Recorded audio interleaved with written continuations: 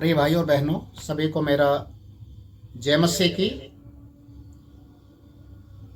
और 26 जनवरी की शुभकामनाएं आपको और आपके परिवार को हमारी ओर से।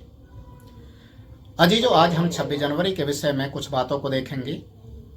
26 जनवरी को क्यों मनाया जाता है? 26 जनवरी के दिन ऐसा क्या हुआ था जिसे आज हमें समझने की जरूरत है।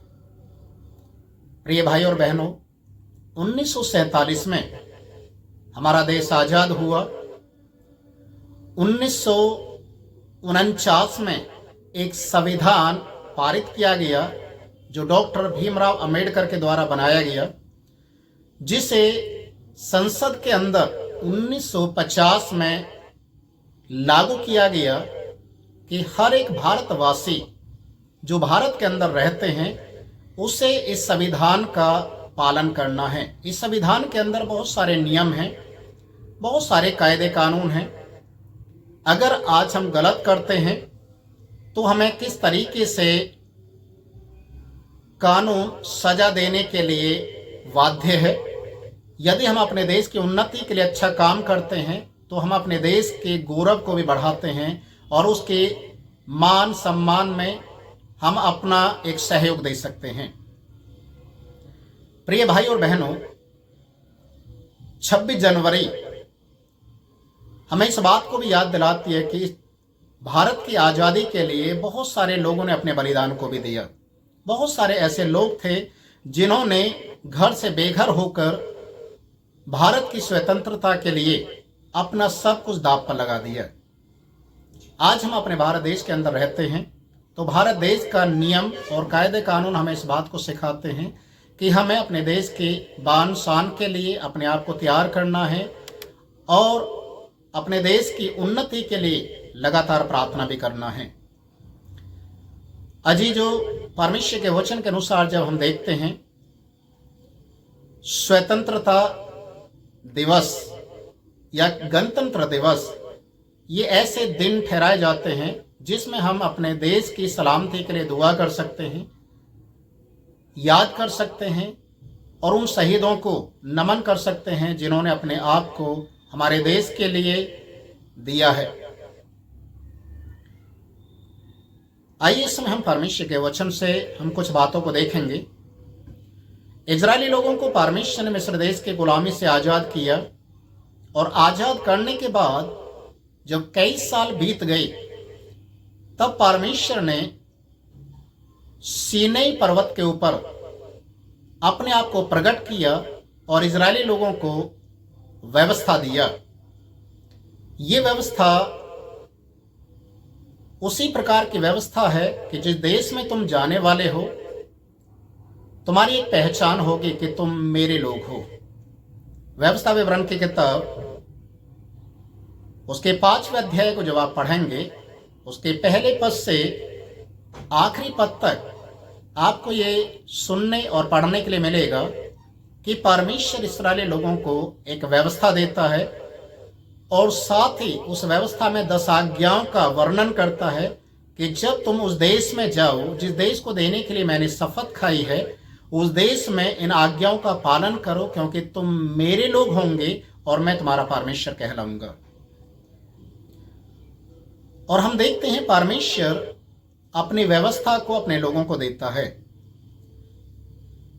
जब हम भजन संहिता उसका 60 अध्याय उसके 4 पद को हम पढ़ते हैं तो वहां पर लिखा हुआ है कि परमेश्वर ने अपने डरवैयों को एक झंडा को दिया है, जिस झंडे को सच्चाई के साथ फहराएं और इस बात का परचम लहराएं कि उनका परमेश्वर आजादी देने वाला परमेश्वर है।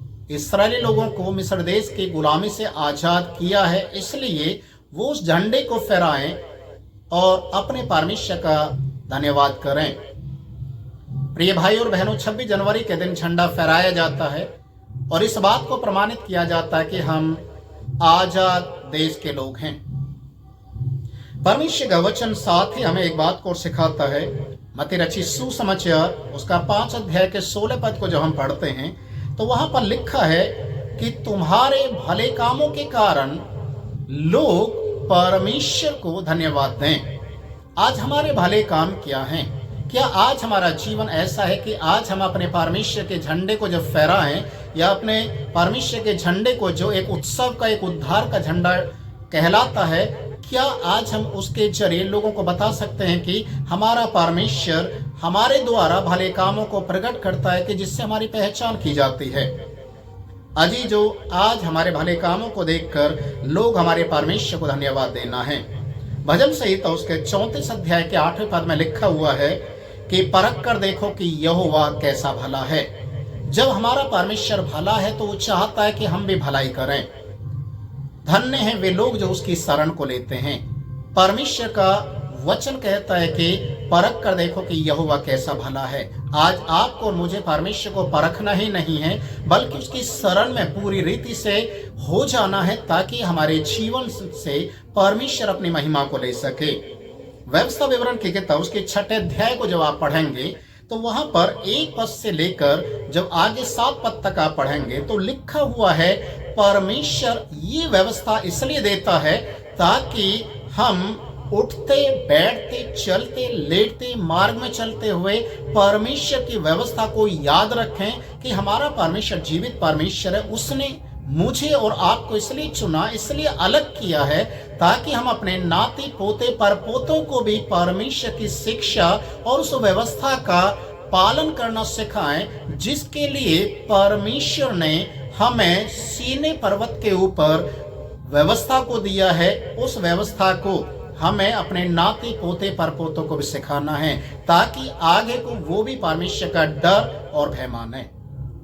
अजीजों, आज परमेश्वर का वचन इस बात के लिए हमें उत्साहित करता है कि हम अपने परमेश्वर का आदर करें, उसकी भलाइयों को याद करें, और जो परमेश्वर ने आपके और मेरे लिए किया है उन सारे कामों को याद करते हुए परमेश्वर को धन्यवाद दे सकें। वचन तो यहाँ तक कहता है कि हम हर दिन परमेश्वर को धन्यवाद इसलिए देना है क्योंकि हम जीवित हैं और उसने हमें सुरक्षित रखा है। इसलिए हर समय, हर पल हम परमेश्वर को धन्यवाद करें।